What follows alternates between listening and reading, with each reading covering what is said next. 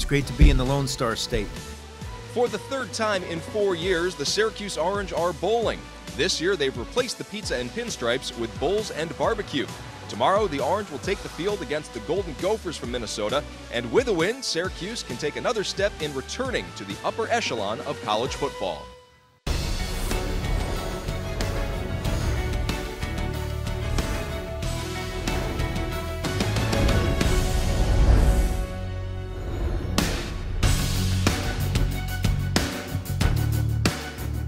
Hi everyone, I'm Brian Sandler. Mark Larson will join me in a bit back in Syracuse. Tomorrow, the scene here at Reliant Stadium will have an orange tint to it as the SU faithful make their pilgrimage to Houston to watch Syracuse and Minnesota match up in the Texas Bowl.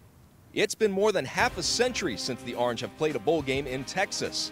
The last and only time was a Syracuse win over the University of Texas, which decided the national championship in 1959. This time, there's a winning season on the line for Syracuse, and while the outcome may not bring the Orange national accolades, it may be another step in the resurgence of the program. Of course, Bowl Week is about much more than just the bowl game. Here's a little of what the team has been doing since arriving in Houston. Just a few hours after arriving in Houston on Monday, Syracuse was already in game mode as it faced off with Minnesota in the Rodeo Bowl. You know, there was a little bit of trash talk going on, but that's what it's about. You know, it's fun. You know, we're excited to play these guys, and you know, we've seen them last year, and so we know what they're all about. And just come out here and do something like this, kind of loosen up the mood. It was a lot of fun. The Orange and Gophers squaring off in 7 Cowboy-style competitions, well, 6 plus an offensive lineman dance-off. And despite Minnesota having experience after winning last year, the Orange dominated with a 6-1 victory, and that was no accident. We actually stressed it during the week. Coach Shafer even addressed it multiple times during team interviews, so we took it pretty serious, as you can see. Seriousness aside, it was, of course, fun in games, and results aside, the Orange had a lot of fun. I don't know if I could do that, but like I said, I thought Kirkland did a nice job. I mean, he tackled that damn thing. The rest of them just jumped on top of it. Positive vibes for everyone. They just had a good time, you know, not worrying about nothing, just having a good time as a team. In other words, it was a rootin' tootin' good time. How's that for Texan? Is that good enough? it was a chilly morning on Tuesday by Houston standards, only about 40 degrees when Syracuse took the field for practice. I thought it was going to be 70. I thought it was going to be 70 and, you know, palm trees and all types of nice stuff out here, but it's cool. We're used to it. But with a bowl win on the line, it wasn't hard for the Orange to get their blood pumping. Syracuse getting to work at Rice University Stadium, and with the game plan already well in place for their matchup with Minnesota, the team is just working on refinements this week. I've been in some situations where you get to a bowl game and it's like two-a-days all over again. You know, these kids, you know, you can get work done and you can be prepared well mentally and take care of them physically by doing it the right way. And to me, it's trying to balance up, you know, having a great time, but also working your butt off when you're out on the football field. It was not a typical Christmas for the Syracuse football team, on the road and mostly away from their families, but they made the most of it with each other. Different because I'm used to being home with my family, but I got my other family right here. I got my brothers right here, so we got each other back. Used to staying home, waking up, opening presents, and then going to my grandma's house to, you know, eat dinner. So be with these guys isn't that bad. Adding to the Christmas feel, an SU relative came to visit as former receiver and current Houston Texan Alec Lemon checked in on the Orange. You're on your own out here, so like Christmas, I don't really had anyone to spend it with, so I figured I'd come out here with my old team.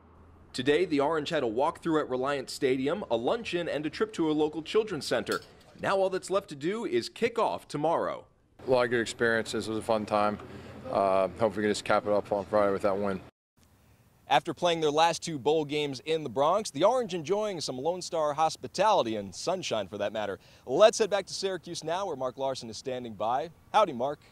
All right, partner, thank you kindly. We'll check back in with Brian down in Houston for more of the goings-on in Texas this week later in the show. When we come back, I'll sit down with Orange head coach Scott Shafer and get his thoughts on what was a roller coaster ride of a season for the Orange football team. That's coming up next here on the Orange and Texas Bowl Preview Show. The Orange in Texas is sponsored by your local Toyota dealers. Check out Toyota's amazing full line of vehicles today. Toyota, let's go places. Upstate University Hospital, knowing changes everything. And by Summit Automotive, We've got your truck at summitcars.com.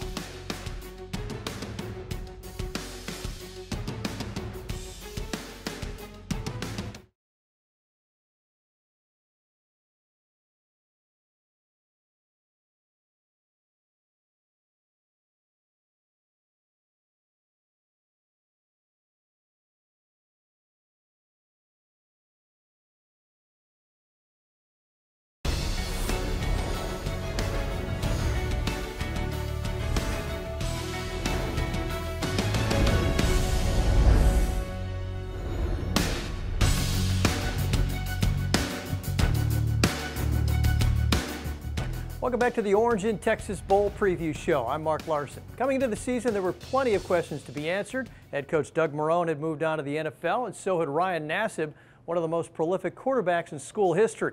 New coach Scott Shafer was heading in hoping for 8 wins, but the experts were calling for about half that. And the way the season started, looked like the experts might be right. The Scott Shafer era kicked off against an old rival in SU's new home away from home, MetLife Stadium. Oklahoma transfer Drew Allen made his first collegiate start and struggled. A 4-turnover performance by the Orange defense went for naught in Penn State's 6-point victory. In week 2, the Orange continued their Big Ten tour at Northwestern. The only bright spot when Terrell Hunt made a great first impression, leading the team to a touchdown in his one and only series. SU lost 48-27, but found a new leader. In week 3, FCS Wagner was welcome relief, as was Terrell Hunt, who took the wheel midway through the first quarter and guided the Orange to a 54-0 win, the largest margin of victory in 13 years, and the first win for Scott Shafer. The following week, the Orange debuted their new blue helmets and blew out another overmatched team. Hunt threw for 4 touchdowns and ran for another in his first start to send Nick Montana and his Hall of Fame father back to the Bayou with a 52-17 win, the 700th in program history. Unfortunately, the Tiger rag became an all-too-familiar theme in SU's ACC debut. The third-ranked Clemson Tigers sent the largest dome crowd in 13 years home early in a 49-14 defeat. Next, it was off to Tobacco Road for the ACC Road debut in Raleigh. Terrell Hunt sealed a comeback win with a late touchdown, 24-10 final, bringing SU back to even halfway through the season. The second half started in Georgia, and so much for Southern hospitality. The Georgia Tech triple option offense overwhelmed Syracuse 56-0. Nearly a month after getting blown out in their ACC dome opener, the Orange returned to host Wake Forest and turned their defense loose on the Deacons. 2 weeks after giving up 56, the Orange pitched their second shutout of the year, first time that's happened since 1997. After downing the Deacons, the Orange exercised more demons down in Maryland, forcing 4 turnovers in a 20-3 win, moving 1 win away from bowl eligibility.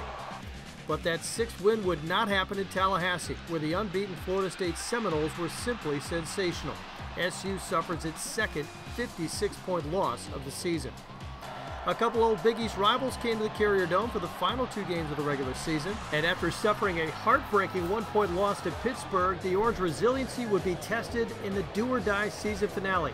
Terrell Hunt played hero, taking the Orange 75 yards in the final 2 minutes, capping it with 6 seconds left, and just like that, the Orange were bowl eligible for the 3rd time in 4 years, doing it in dramatic fashion.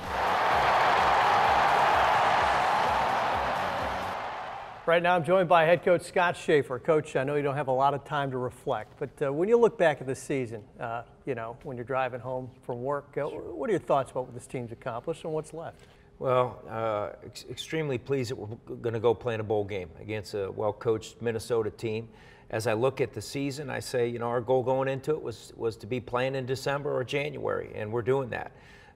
Hats off to a great group of seniors, a group of kids that, as you know, I feel extremely proud of their character. They're good kids. They're going to go out and be successful in society. You know, I look back at the season, I say I wish we would have won 2 more games. We had a shot to win 8 games, really a touchdown shy of beating the 2 Pennsylvania schools, and that probably would have, you know, made the season exemplary, you know, in my opinion. But we reached our goal. We finished third in our division against the eventual national champion, I believe, in Florida State, and an extremely talented Clemson team. So we're not where we need to be, but we're still playing, and people still talking about Syracuse in December, so that's a good thing. And you had a lot of new things going on this year. Let's start with a new quarterback, Terrell Hunt. What have you seen out of him development-wise, and how much more can we expect from him next year? Well, you know, I think Terrell's got he's got unbelievable character. He's a good athlete. He loves the game. The passion's something that you can't measure, and that's the one thing I do like about Terrell is I know he's going to work hard at it. Now, albeit, you know, we're going to have competition every single year here at every single position. So he'll never be anointed the starting quarterback without fighting to really earn that position every year. But right now, he's definitely in the driver's seat, and I feel comfortable with him driving that offense. He's an excitable kid that loves to play the game, and he plays it with you know, great effort and great attitude. And as long as he continues to progress forward, I think we're going to have a pretty doggone good player. What about you as a head coach? How have you developed? What kind of lessons have you learned in your first season running the show? Well, I've learned a lot of lessons, you know, throughout the course of the season. The one thing I know is it's everything I signed up for. It really is. No real curveballs, you know. I kick myself in the rump sometimes for some of the things that I can improve upon. You know, as I go back and watch the game, you know, time after time, I say maybe we would have been a little bit smarter to do a little bit more of this or a little bit less of that. You know, managing the clock, you know, I felt for the most part we were pretty good in that area, but there were a couple snafus where maybe I could have done a smarter job managing some situations. But for the most part, I'm just looking forward to, you know, trying to get victory number 7 and then going into this off season and being extremely critical of myself and then my staff and then my players as we move into our second year in the ACC. You talk about trying to get win number 7 against the Golden Gophers tomorrow night, and it's a Big Ten team. You grew up in Big Ten country. Sure. You're at a bowl game now as a head coach versus as an assistant. How are things different and challenging this week? Well, you know, we're excited to play Minnesota again. We felt like we left one on the field last year, 17-10. We were -4 in the turnover ratio. We had the ball inside the 10-yard line, inside the 5-yard line, and didn't come away with points early in the game. We started off the game with an interception with you know, a good Minnesota team, but we gave them too many opportunities. So that's kind of been our creed going into this thing. Let's make them earn all the plays that they get, and let's make sure that we take care of that football. And to play another Big Ten school is something I'm excited about. And I think for a bowl game, it's a great matchup. You got the ACC and the Big Ten going head-to-head, basically in prime time here tomorrow night. And I think it's an exciting time for Syracuse fans. You talk a lot about your athletes and your kids and how proud you are of them and what kind of people you want them to turn out to be. Is there a particular kind of kid you look for when you go out on the road recruiting, which you'll be doing you know, right after the bowl game? Yeah, we actually talk about that quite often and have just recently. You know, the one thing that has to be in that, you know, in that player's makeup, in my opinion, is we want a kid of high character. We want a kid that understands you know, that football is related to academics and vice versa. Now that sounds like coach talk, but it's the truth. The one thing I know is if we find a player that loves the game and is passionate about football, then we can lean on him to be more passionate about some of the things that maybe have to catch up in his life. And you know, we go out, the first thing I like to ask a kid is, would you be playing football at a college that couldn't give you a scholarship if you were a Division III player like I was? And if he says, well, I don't know, coach, I got to get paid, then I walk out the door and find the next guy. You know, so the love of the game is extremely important to me, because then we have you know, we have a commonality that we can work towards, because we do have passion in regards to the game, and that affects everything else. All right, Coach, thanks very much. Good luck against the Gophers tomorrow night. Thanks so much, Mark. All right, that's head coach Scott Shafer. When we come back, we'll hear from some of the players that he's recruited and hear their thoughts on what lies ahead this week. That's next here on the Bowl Preview Show. The Orange in Texas is sponsored by Hyundai. Make the holidays shine even brighter now during Hyundai holidays. And by Geico. 15 minutes could save you 15% on car insurance. Visit geico.com or call 1-800-947-AUTO.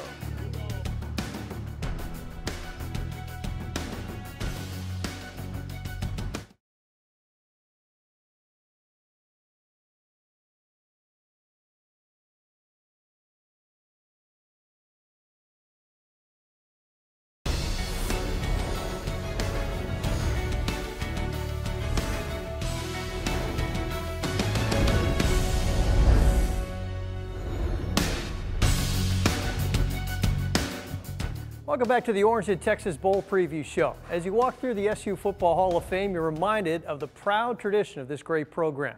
This year's senior class has been reminded of that every time they walk through here and look at the bowl trophies that have been collected. Senior tackle Jay Bromley's collected 2 of those at the Pinstripe Bowl, and as he suits up for his final game as an Orange, his career's come full circle.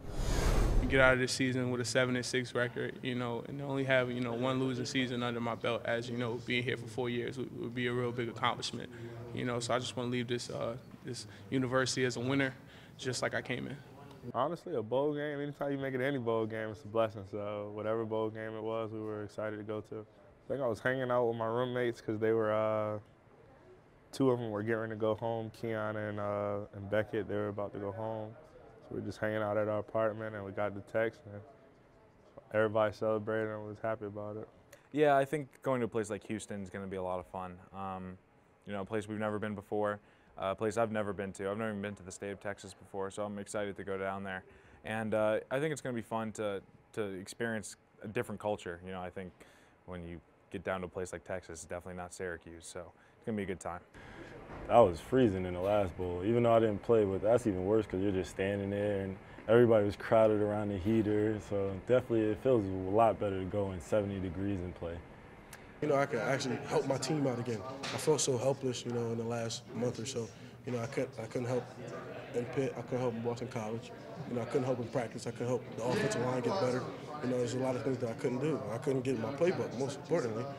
But I didn't like being out. That's just not who I am. I like helping my team. It's not even for me. It's for my team and my coaches. I play for them. You see a ton of people walking through the building. They're proud of you. They're happy, and it just feels good to have those people. Tell you that they're proud. Everybody counted us out, but they were there through thick and thin. Floyd Little, a lot of people. Jason Poles, Donovan McNabb. It feels amazing. It's sad, to see our seniors go. It's sad to see them go, but I'm excited that we get to extend this journey with them. So I can't wait for this experience to happen, and I'm just going to embrace, while they're here. When I came here, they didn't go to a bowl game in probably the past 5 or 6 years before I got here, and then I'm going to a bowl game 3 out of my 4 years here. You know what I'm saying? It's a blessing. It's hard to win at this level. So you have to take advantage of that, enjoy everything that comes with it, the fruits of your labor, but also understand what it took to get here, and that's hard work, continue to work on the little things. All right, the players and coaches are ready for this one, looking to add another trophy to their collection. When we come back, we'll go back to Houston to check in with Brian Sandler. He'll take a look at the Minnesota Golden Gophers. That's next here on the Orange in Texas Bowl Preview Show.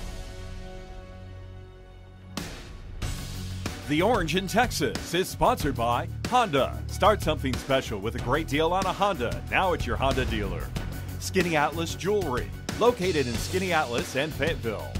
And by the Bill Rapp Superstore. Make the smart choice. Shop the Bill Rapp Superstore.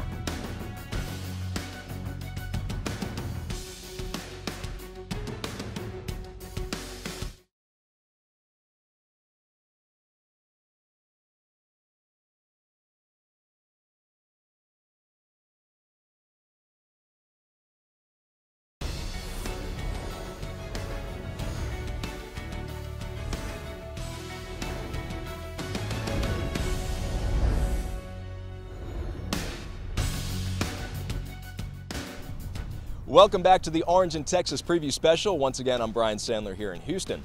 Minnesota played in last year's Texas Bowl and blew a 7-point lead with just 1:10 remaining, losing to Texas Tech 34-31. Now, not only are the Golden Gophers trying to avenge that defeat this year, they're going for only the second 9-win season in the last 108 years of their program's history. Syracuse and Minnesota very evenly matched. Their strengths are both running the ball and stopping the run, and even their interview comments are similar. They play hard. They're a tough team. They like to run the ball. We like to run the ball. So there's a lot of similarities. They put pressure on you. They're always putting pressure on you. That's their philosophy and run the ball. So we're very similar in what we're trying to do. The defense, they like to blitz a lot, and everybody knows our defense, so definitely see a lot of each other and, one another. Syracuse is a great defense. They do a lot of different things, and they do a lot of different looks, and they do a lot of the same things that our defense does, so we can really get some live scrimmaging against our own defense and get some good looks in there. So I think we're doing a good job of preparing for that. The game plan's in, ready to go. Now it's just repetition, repetition. Winning comes down to the execution of what you do, and you get the repetition of what you do. Sometimes if you don't have the reps, you don't execute very well. And it really comes down to what you do over and over. We usually try to work on the tendencies that the teams have and practice the things they run the best. And then sometimes you kind of say, well, those trick plays we're not going to mess with. Days like this, late, in preparation, you get a chance to say, hey, look, they have done this. Maybe give them a few unbalanced looks that Minnesota's run a few times earlier in the year, and you have a little bit more time. The biggest thing is want to stay focused in on the things that has gotten us to this bowl game, both on offense, defense. I think offensively, when you have a little bit extra time, you do some things different. They'll do some things different. Defensively, they'll do some things different. I think that's part of the extra preparation. But he's got the same philosophy. It comes down to execution on both sides of the ball. Take what they give, be efficient on third down, protect the football. That'll be the key to the game. And I think the biggest thing in this game is don't turn the ball over, because usually the team with the least mistakes is going to win. Good year, a lot of good experiences. It was a fun time. Hopefully we can just cap it up on Friday with that win. Yeah, we've had a good season, but if you want to have a great season, you got to win the bowl game. I mean, that's part of it to me. It'll be a war. I mean, we have two good football teams playing in this game, but it would be great. I think both teams have got competitive people, competitive coaches, and that's what makes a great bowl game. Looking ahead to game day now, we are taking the bull by the horns for the Texas Bowl. Starting at 5:30, I'll be back along with Mark Larson, Dale Drypolcher, and Robert Drummond for a Texas Bowl pregame special. Then immediately following the game, our experts will return to give you a breakdown of what we hope will be an Orange win. That includes reaction from the team. Minnesota leads the all-time series with Syracuse 3-1, including 2 wins in the past 4 years. The Orange hoping to break that skid tomorrow. From all of us here in Houston and those back in Syracuse, I'm Brian Sandler saying thank you so much for watching. This has been a presentation of Time Warner Cable Sports Channel.